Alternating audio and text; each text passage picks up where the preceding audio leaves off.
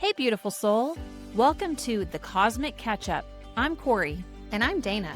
We're real-life sisters who said no thanks to the 9-to-5 grind and yes, please, to the stars, spirit, and soul-led living. Around here, we're talking ascension, astrology, human design, sound healing, and the messy magic of waking up. So if you've ever thought, there's got to be more than this, you're our people. Two sisters, deep talks, whole lot of magic. Let's catch up. Hi, Corri. Hi, Dana. Hi, Ryan. Hi. Welcome. It's our brother, Ryan. Could you all tell? Do we look alike? People say we look alike. I don't know that we do. Much younger brother. I was just going to say, if you're wondering birth order, we are literally in that oldest, middle to youngest. The baby. That's right. As a kid, I don't think he liked it very much. Now, as an adult, I think he's going to hang on to that as long as possible. It's much better these days. Being the youngest, not so bad. Yeah. You're looking great. Thank you so much. You came in from Mexico. Yes, you're a world traveler. That's right. I've been multiple countries. Yeah. Well, we're going to talk about your travels and where you like to go. But one of the reasons we wanted to have Ryan on was, I think, and Dana and I have talked a lot about how blessed we have been to have family who really think similarly and tackled some of the challenges in a similar way. And so we thought it'd be good to have Ryan on because he went through his own awakening, much like we did. But from a male perspective, we think will be really helpful because we're always surrounded by women. We don't know a lot of guys who have had those experiences. But I think we're also very grateful to have one another because we didn't have any of that, backlash as a family or thinking different ways or tackling things differently. We all kind of came together and was like, you think this? Oh, yeah, I do too. And that has been, I think, a godsend through everything that we've been going through over the past several years. So I'm going to turn it to Dana. Ryan, do you want to add something? Yeah, I was just going to say what a change that has been since childhood to have similar ideas and thoughts about the way things are. That is very true. Yeah, it wasn't always that way. It wasn't. But yeah, I think the world shifted and we did too. And again, it is a blessing because so many people have families that are divided. And I feel very lucky that we can all have Thanksgiving together and be like not having the arguments at the dinner table. Yeah. Yeah. Okay, well, let's just jump into your experiences, Ryan. Tell us a little bit about your background. Oh, the first date question. I didn't say what do you do. Maybe what did you do? Yeah, so I mean, I guess I kind of followed you guys everywhere, right? Followed you to all the schools, went to K-State, except location, I guess. When I moved out of, when I got out of university, I went to Chicago and started my media career, which, was very similar to what you guys ended up in. And after 10 years in Chicago doing sales, advertising, technology, marketing, I moved to Sydney, Australia. And for 6 years, I worked there in a similar, industry. But, multiple times kind of starting different lives. And then I guess over 3 years ago, I moved back during this awakening process. When I say back, I kind of came to Dallas because that's where the new home was.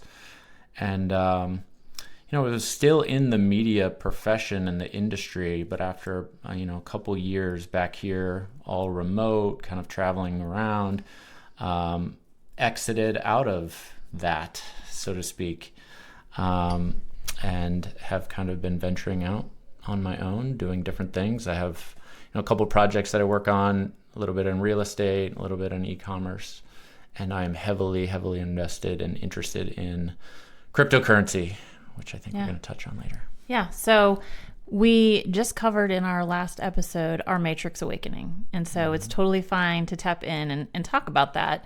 I think when you were living in Australia, the plan was to get citizenship. Yeah, there really was no plan, to be honest. This is why we're related. I don't have a plan either. The plan was go there for a year or two and see, what you wanted to do. And, it turned into 6 years. And the idea was to get residency, which I was very close to accomplishing. A lot of technical issues along the way. But, some things changed in the world. And The flu hit in a big way. yeah, the flu was a massive, massive issue. And it hit people very difficult in that country. And, we were all affected pretty significantly with kind of, the rules and the lockdowns and the craziness, we'll just say. And that kind of sparked a lot of my intuitive kind of investigative like nature that I have, like always kind of questioning authority and asking why are we doing this, and this doesn't make sense, so I'm not going to do it. And a lot of that stems from who I was as a child too. I don't know if we can touch So on that. from a human design perspective, Ryan is, I talk about my 1-3, and the 1 is the investigator. Ryan is also a 1-3. And so he's always done homework. And so I think that's what he's talking about. He's tapping into, but you also have gates 50, which is the gate of values, and gate 18, which is the gate of correction. And so seeing the things that could be better and wanting to fix those, but also having firm values in what is true and authentic. And so I just want to call that out because we like to talk about human design. And so it feels like that's very much what you were tapping into at the time. And especially that one researcher. And I think from Dana's and our perspective, we started chatting with you because I think you reached out to us at one point and you said, hey, what are you guys seeing and what's going on? And just for everyone, we never spend a lot of time talking. Mm-hmm. It's not like we would see each other maybe once or twice a year. I've been very far away. Very far. Most of my adult life. So for when Ryan reaches out and says, hey, I want to talk, it's like, okay, something's going on. When and where? Yeah. Let's get on a Zoom. So we started Zooming fairly frequently, I think, because hearing what Ryan was going through in Australia and then knowing what we were going through and seeing that, number one, he's not a citizen there. And so we didn't know how much he would be impacted or be forced to do certain things that he didn't want because he didn't really have any rights there. And so I think that's where we started thinking, hey, maybe it's not the time to be in Australia. Maybe it's time to come back to the States. And that was our perspective. So take us through that a little bit, how you were feeling. Yeah, I mean, it had dragged on pretty far. Obviously, everywhere went through it in 2020. And what I had seen develop in the U.S. with like the vaccine and the promotion of it, and then the reactions to it,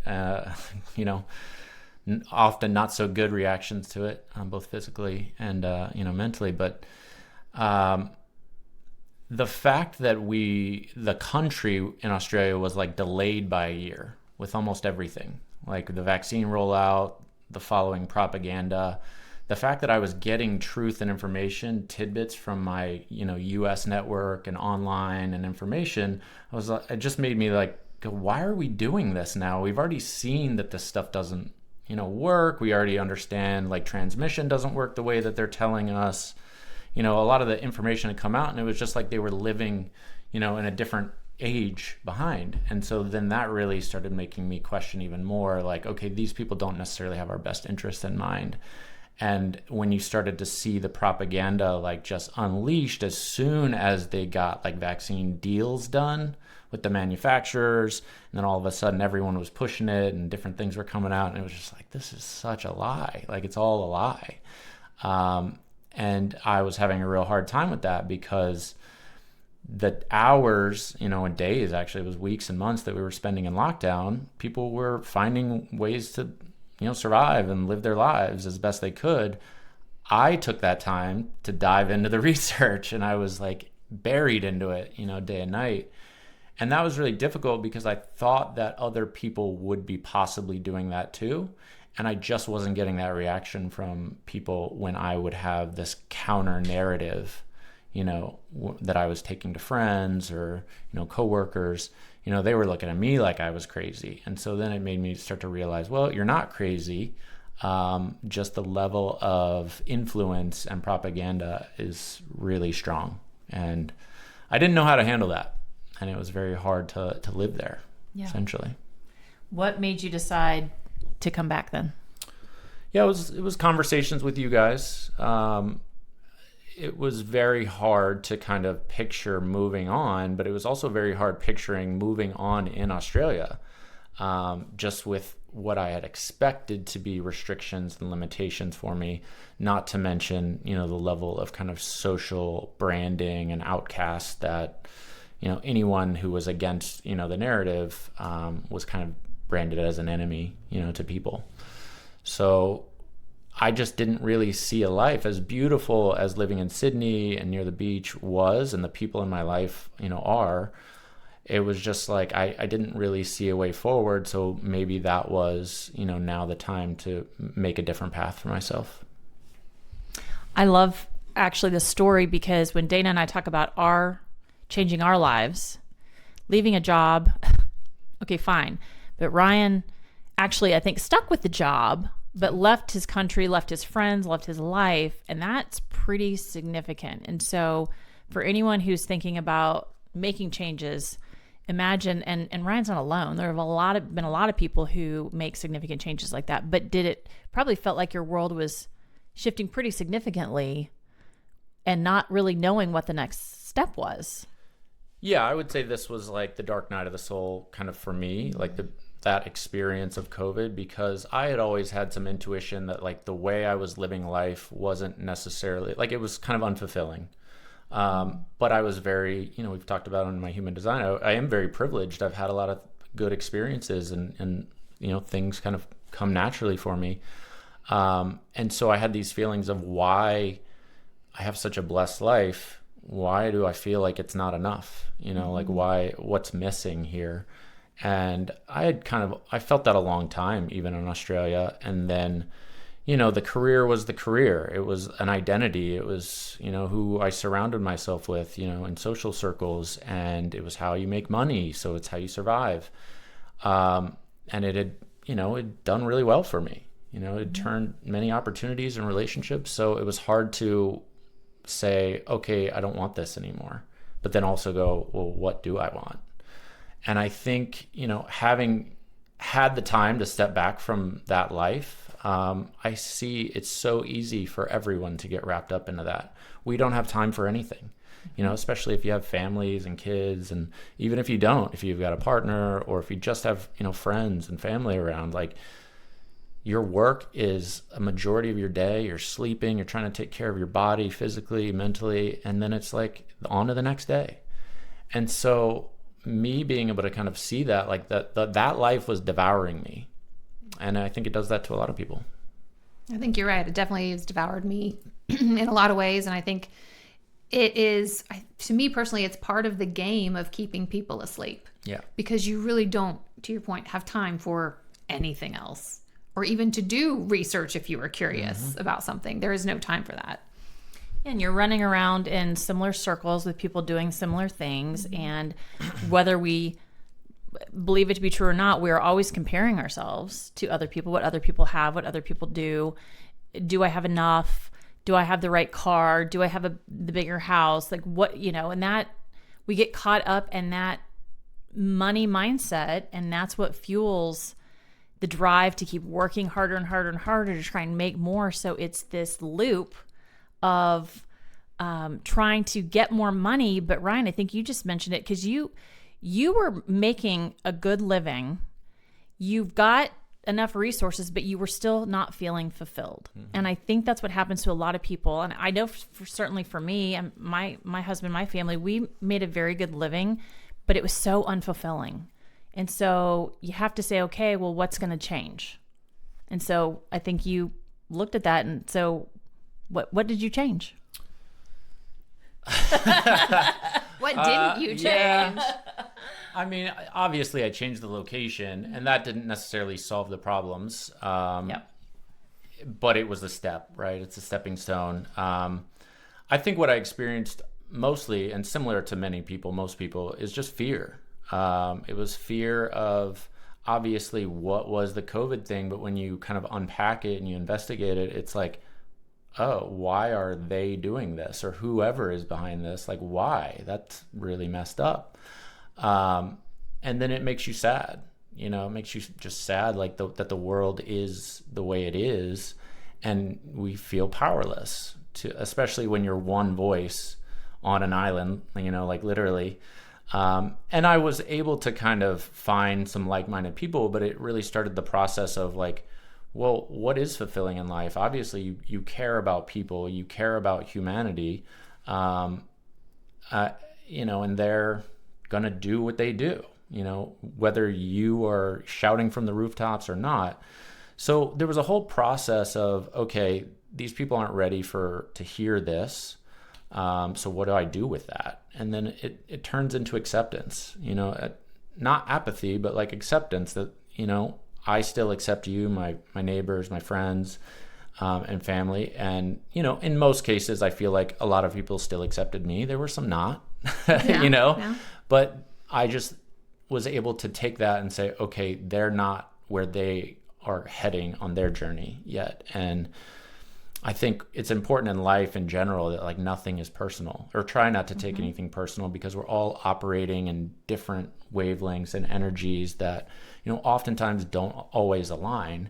And even with your closest people that, nothing's personal. So being able to come to grips with that acceptance, change. I mean, I was always into physical fitness, but this kind of like elevated it for me to kind of understand what really goes into your body, including what goes into your mind, the water we drink, every food that we consume.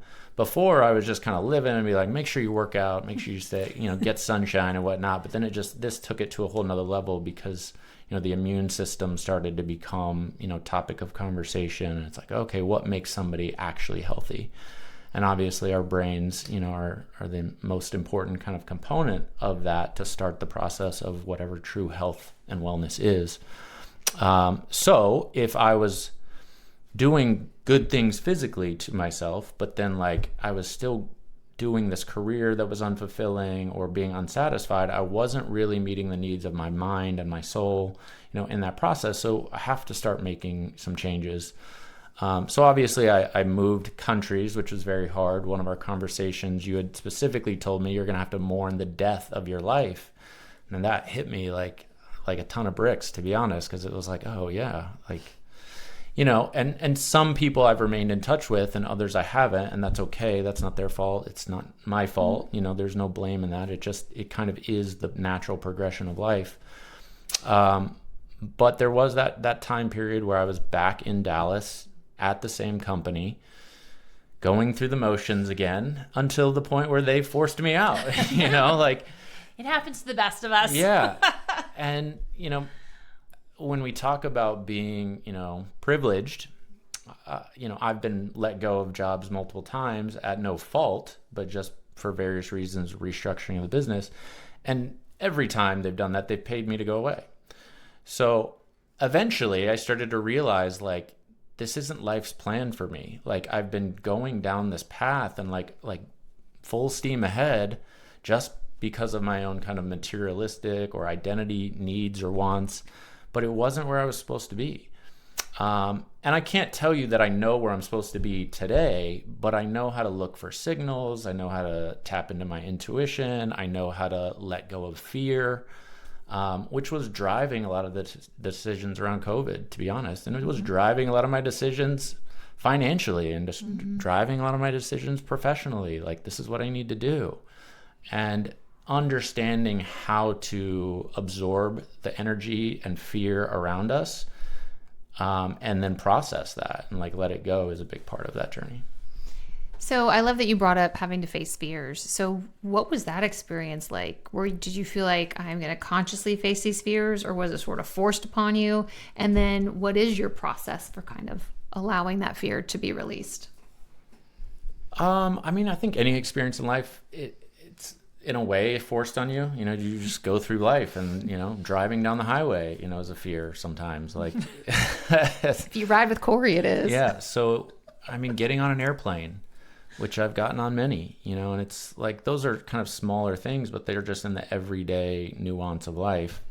I don't think about that stuff as much, like I think a lot of embracing this human experience is that it is what it is. And like, we don't necessarily know what is after this, but when you have some spirituality in your life, when you kind of possibly believe that maybe this isn't the only experience that I've had or will have, it starts to ease some of that, because it's just like life to me is supposed to be enjoyed and be fun and fulfilling.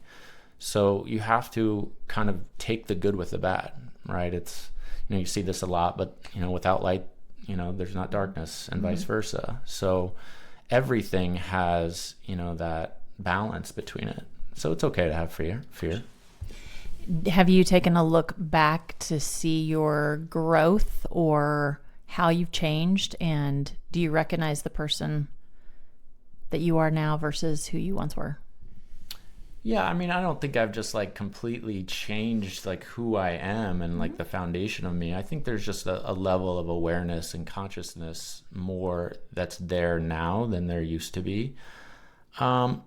I think we all think in some way, shape, or form that we're good people, like we just believe that inherently, and we're good people that sometimes do bad things, that's that nuance in life, whatever bad is. So, I mean, I don't think I'm a significantly different person, but I'm just way more like conscious and free, I guess, would be the right way to say it. Would you say you're more relaxed or more at peace with things than maybe you used to be? Yeah. And I think when you're operating not like that, the stress builds up. You tend to lash out at people sometimes. You say things you don't necessarily mean, but you're like in the moment. And when you can release some of that out into the world and you are kind of more on the right path or following your purpose, I think, life just becomes easier. Very nice. There's no resistance anymore. You mentioned following your intuition. Tell me about that. Tell me like how did you tap into your intuition and recognize it for that, and then, consciously choose to follow it? I think I've always had a strong level of intuition in my life. I mean, we've talked about like human superpowers. It's one of the things that I kind of go to in the sense of how I feel, right? Like it's not necessarily right, and I still might go against how I feel, but I'm learning to take those signals a lot more. I mean, we call it a gut feeling, right? Like I think we all had the gut feeling around COVID. Well, you're a generator, and generators are to follow their gut. Not everyone has that design, and intuition isn't necessarily tied to the gut. It's actually tied to the spleen, but you're spot on. I think between where the intuition and the gut lives, I think you absolutely are naturally gifted in listening to that. And water signs, all the water signs, he's a Cancer, she's a Scorpio, all the water signs are much more naturally in touch with their intuition. We all have it. But I feel like water signs tend to be more in touch with their emotions, which is where some of those signals come from. So yeah, you're built for it. I think it kind of, I recognize this at an early age, right? And I wanted to kind of touch on this. Like you guys have mentioned it in past podcasts about our upbringing in the Catholicism. And I think, for me, when I was very young, I always was like, well, why? Why are we doing this? And then eventually it got to the point of, do we just believe this because I was put into it? And the answer is yes, because there's so many other religions that you could be, and you would just believe that if you were put into that. And that to me was really kind of a triggering moment, throughout my teenage years, and a lot of the reason why I kind of moved away from religion in general. And then you start to study history, and you see pop culture and movies and historical, accounts of power struggles and dynamics, and it always like uses religion to manipulate the masses in some way, shape, or form. I mean, we see that today in the pretty significant war that isn't, facing all of us, and it's used to divide people, right? And put people on sides, and it's far more nuanced than that could possibly be. So for me, I've wanted to, at an early age, I was questioning all of that and everything, and that led to more rebellious times against maybe authority figures or parental figures who would tell me one thing, and I would be like, no, it's not really like that. And that wasn't because I knew, because I didn't have the information behind me. It was just my feeling. I was like, that doesn't make sense, So. Well, I think a lot of times kids that have similar feelings, they are shut down. Yeah. And told not to trust. And that's a big fault that we as a society, but it's conditioning, right? It's brainwashing. But we actually have to now believe and trust when our kids feel a certain way or say certain things or ask questions. It may be, you know what, that's a great question. I think you should dig in to see what else you can find out or learn more. And it just wasn't that way when we were growing up. Yeah. It was you believed it or you didn't. And if you didn't, you were punished.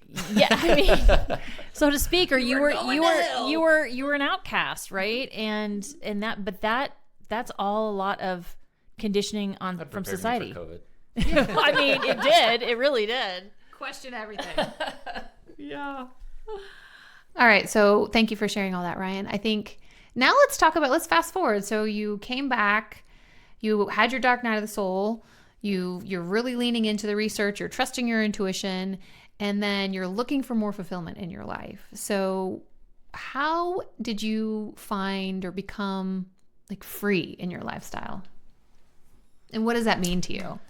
You know, I look back at the previous profession I had and the different lifestyles that I've lived, you know, in different places. And, you know, when I say I was unfulfilled in those moments, it was just that there wasn't full fulfillment, right? Yeah. But those experiences still mattered, right? Like it was still important for me to have all of those and build relationships and friendships. And, you know, that part is something that I really enjoy, because I am a bit more nomadic, I guess, these days, and travel to different places and find myself reconnecting with people who I haven't, you know, been in touch with for many years sometimes. So I guess like where it's taken me is it's given me kind of a foundation of, you know, what we consider wealth, I guess, in our system.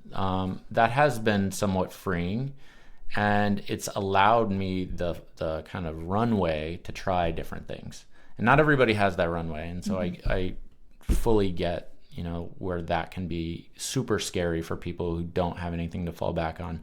Fortunately, I do. So I've kind of dabbled. And I think the key is for me during that experience of, you know, the dark night and the authoritarianism, what really stuck out to me is I don't ever want to be in a position to where somebody can tell me what to do again. Mm-hmm. And a part of that is the financial freedom piece of it. So because we are operating in this world matrix or whatever, you know, we all, you know, operate based on finance and currency. You know, for us, it was the US dollar. Part of my studies led me into cryptocurrencies and blockchain and understanding how that is the next evolution of the internet. So you can send an email or information at light speed. Well, this next iteration is you're going to be able to transfer money at light speed. It's probably one of the most simple ways to say it. And you think you can do that now with Venmo and stuff, but it's more like held together with tape and, you know, stitches. It's just the interface that the public sees. Oh, the money moves really fast. Well, it doesn't. So we're moving into a whole nother financial system, and I'm fully convinced of that. And because of this awakening happening when it did, I was able to take my, you know, Monopoly pretend money, you know, from, you know, the previous career and invest it into things that are going to shape the system that we're moving forward into.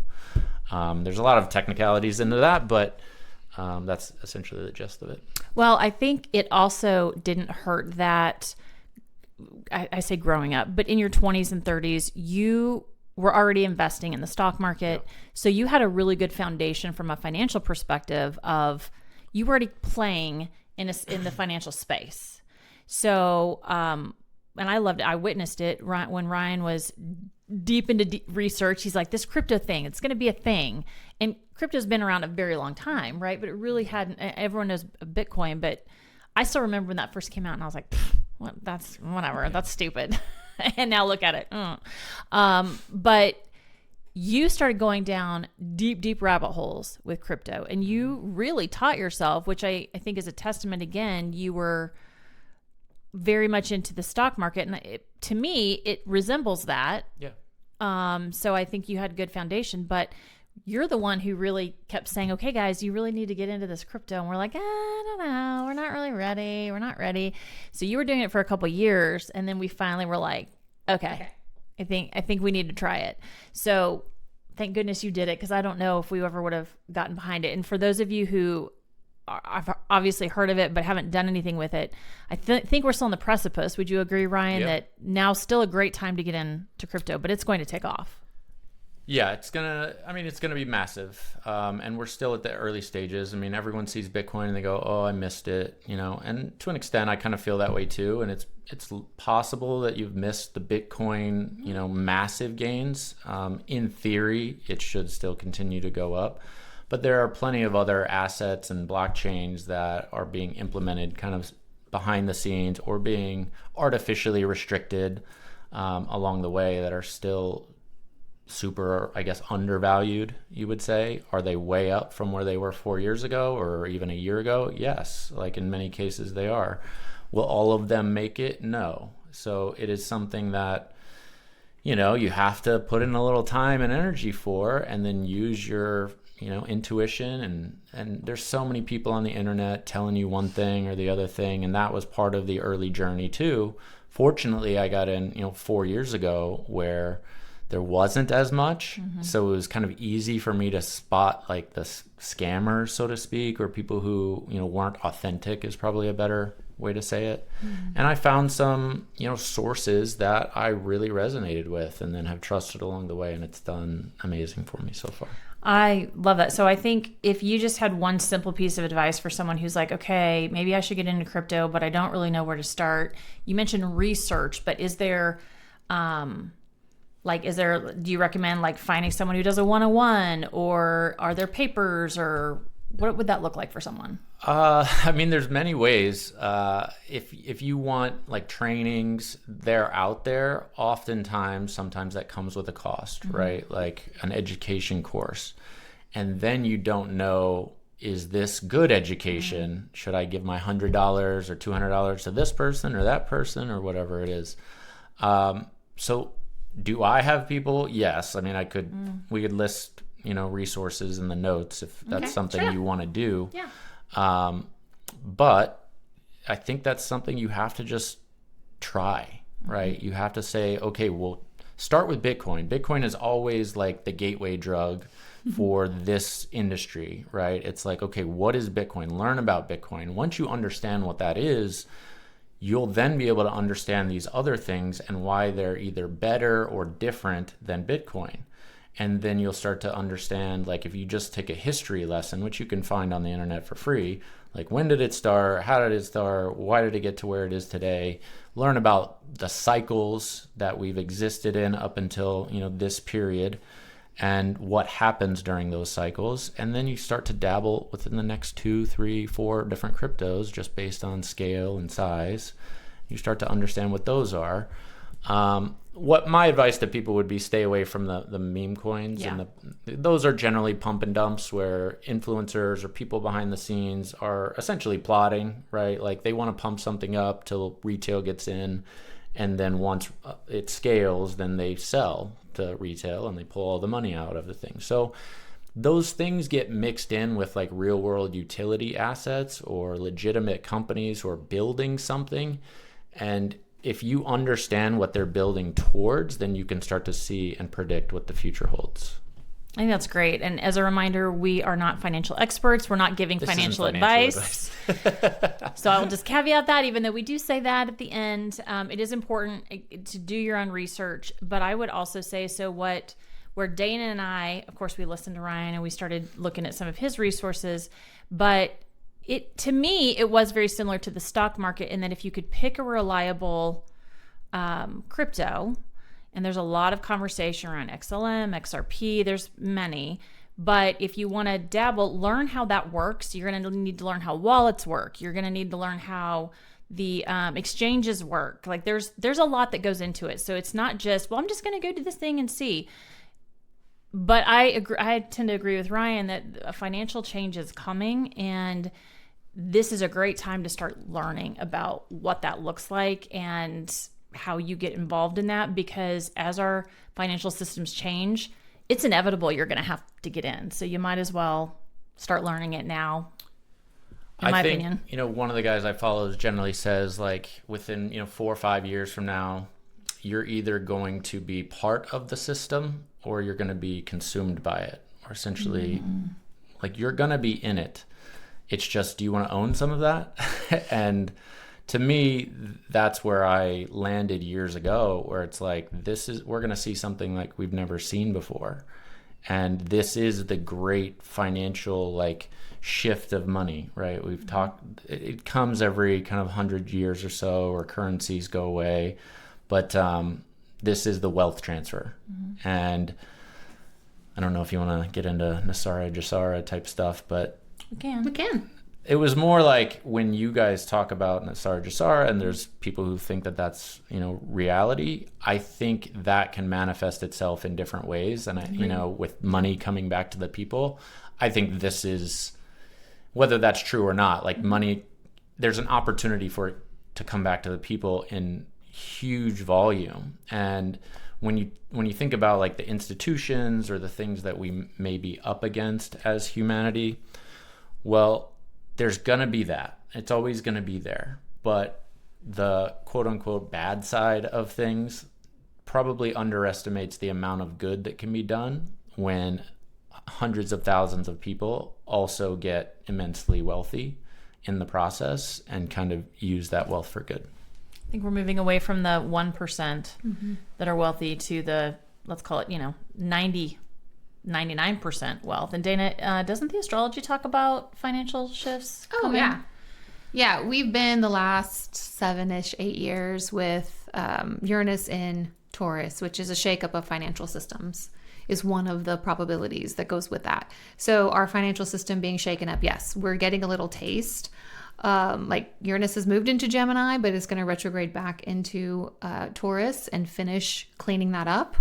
And when we think about the age of Aquarius, with Pluto in there, we're fully in the age of Aquarius, that this is about bringing power back to the people. And this would include your financial systems. And Aquarius is all about technology. So having cryptocurrencies, technologically based currencies, that completely fits with that. And I think we all are collectively as humanity trying to heal any wounds around money, because there can be, especially from religions, various ones that say you have to give away all your money or you're not a good person. Or there's religions where if, you're not allowed to have wealth, or that because bad people do bad things with money. We have to start shifting that to be where we want more, like just what you said, Ryan, more good people. Having money means more good things are done with it. So if we can, try to be good as we can be, and then have wealth to then do good things with, what a world we could build. Yeah, very cool. Well said. So you decided, I don't know if decided is the right word, but what I'm going to do with all the money? No, actually, I was going to shift away from money, unless you want to talk about money some more. Okay. But more so of the life that you had, which again you just shared, and the things you were doing versus the life you have today. I think freedom has come with that. Have you noticed any downside or any regrets, especially after taking the red pill, right? Because you really can't go back after you've done that.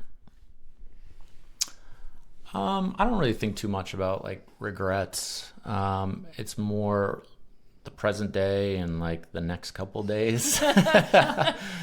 Not too far in the future, a month or two is probably the max. But no, I don't think there's regrets. It's just like, for me, I accept it was part of my journey. I'm grateful for the experiences that I've had, and I think it is kind of challenging when your time frees up. When it's like the day goes by so much faster now than it ever did when I was working 5 hours a day. They thought 8, maybe 4. The days go by way faster when you're not just like killing time doing something that you don't love. This is what people talk about. Just find something you love, right? And it's like, that's hard. It actually is really hard. I'm still working on it. I have things that I love, but it's not like full time. Yeah, I agree. Do you ever think, I'm sure you think about this, Dana and I have talked about this, how proud our parents must be that all of their college graduates currently are Self-employed. doing their own thing.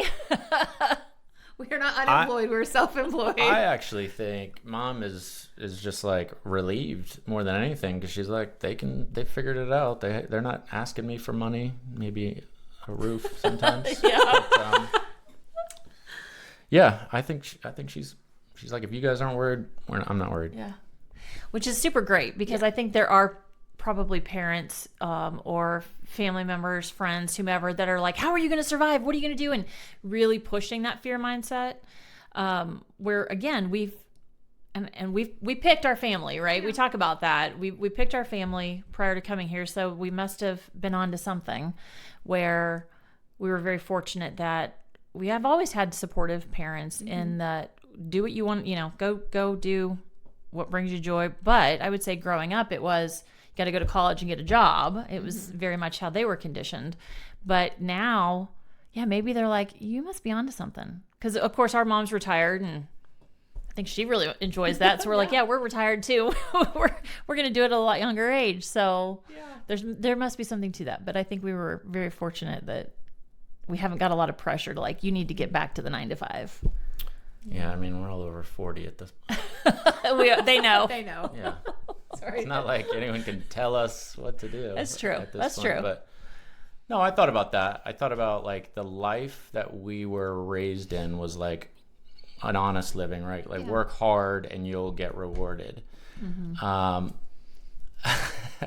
laugh at that because it's like, it can be true. And in a lot of ways, I did work hard to get where I got, but by no means was it, an immense amount of wealth.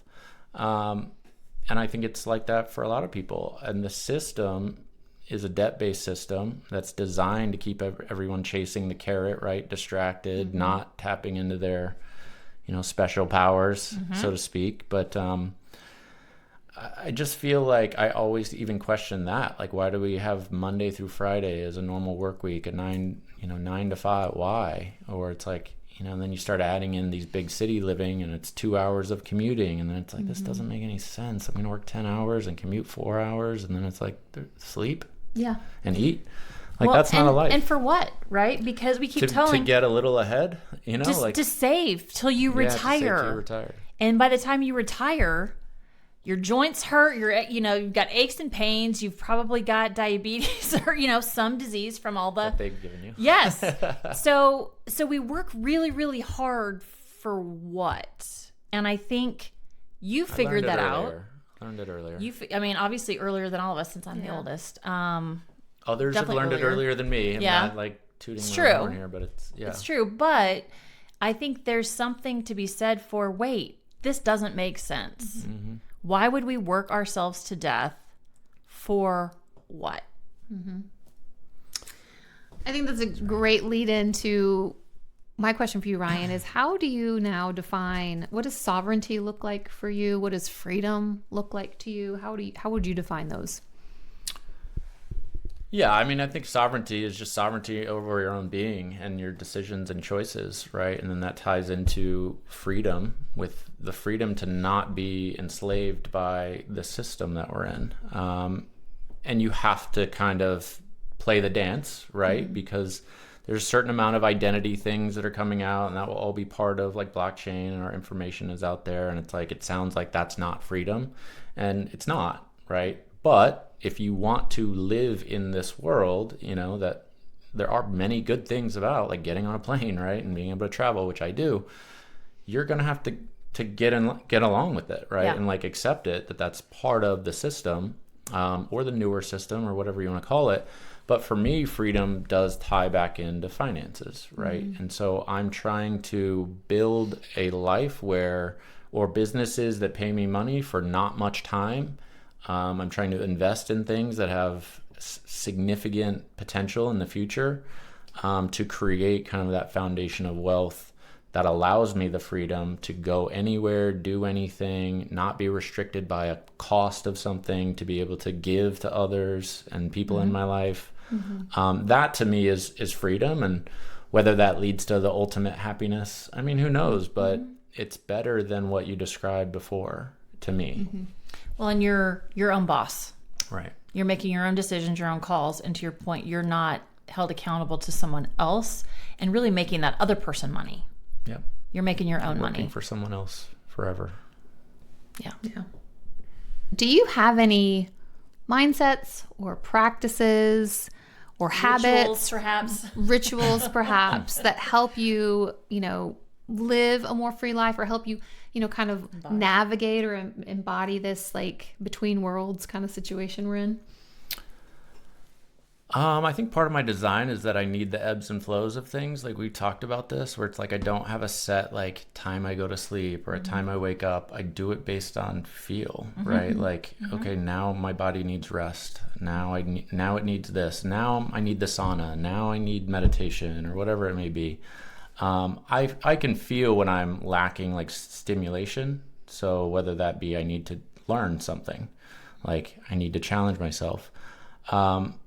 As far as habits, I mean, I try to stay active, like do something physically, like some sort of exercise or weightlifting, most daily, move around. But I don't have any like set things that I do every day at a set time. It's just not how I'm designed. Yeah, that's great. Well, I love that you're touching on so many human design elements. You really are living your design. You mentioned the gate 15, which is the gate of extremes. So you are ebbing and flowing, but you also mentioned working out, and that's your love of body and taking care and making sure you feel you're fit and you're healthy. So I love that. Thanks for the plug. But I think you are a perfect example of when you can trust your design and to interact in a way that is authentic. You can live with that freedom and that flow and not have the anxiousness or anxiety of not doing things the way you're supposed to, but truly trusting yourself. And that's, I think, how we should all be living or trying to live at least as best we can. Well, and we are indoctrinated into that. Like everyone around, like when you said, like, we're not working, everyone around us is like, what do you do for money? Like, what do because they associate their experience and their fear with yours, right? Like, you must be feeling like this. You must be feeling this stress because I would be. It's like, actually, I'm not. I'm doing just fine. I have more money today than I had 2 years ago. So I'm not working. Feeling good. We're all trying to be Ryan right now.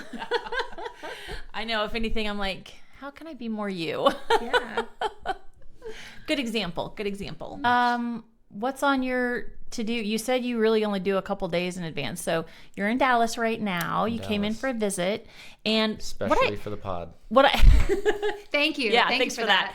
What I really actually appreciate, Ryan is not kidding when he ebbs and flows, because I think he made the decision to come to Dallas.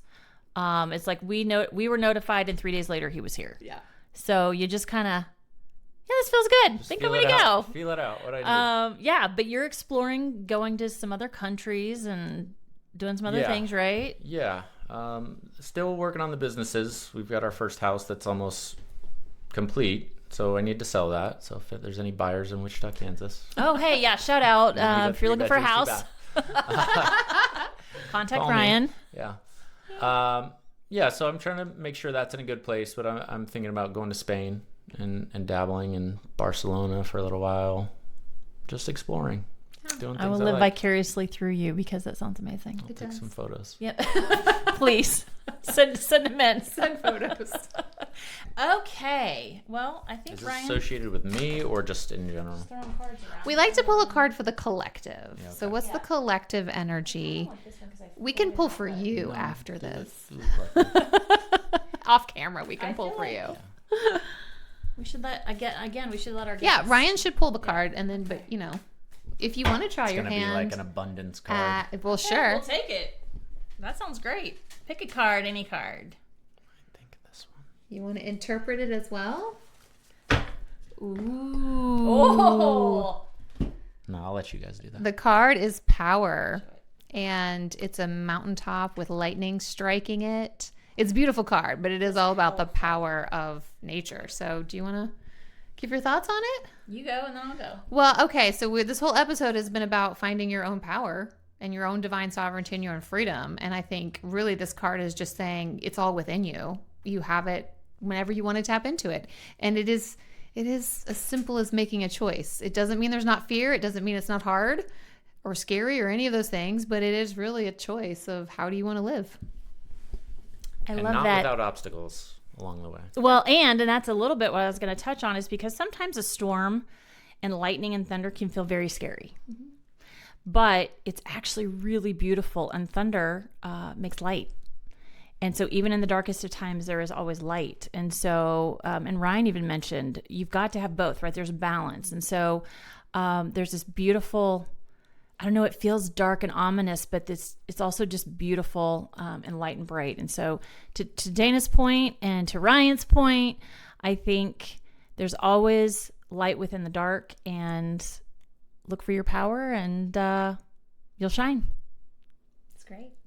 So I think with that, we're going to call a wrap on today's podcast. Ryan, thanks for joining us. Thanks for coming to Dallas specifically to join us today.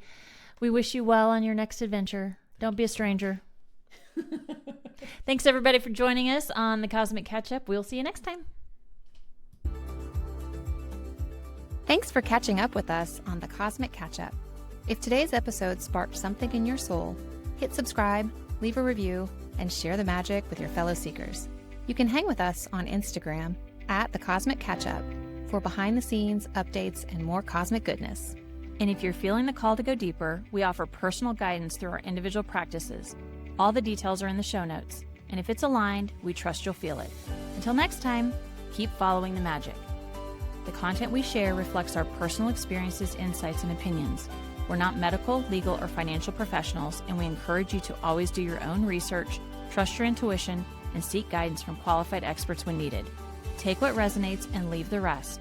This journey is yours to explore.